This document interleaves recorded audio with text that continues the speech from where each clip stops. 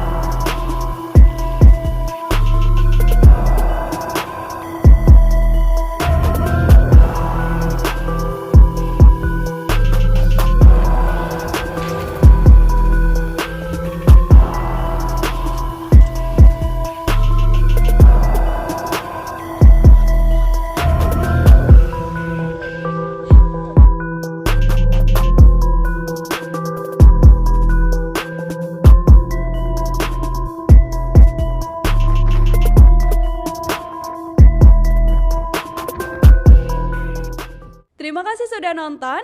Jangan lupa like, subscribe, dan share ya.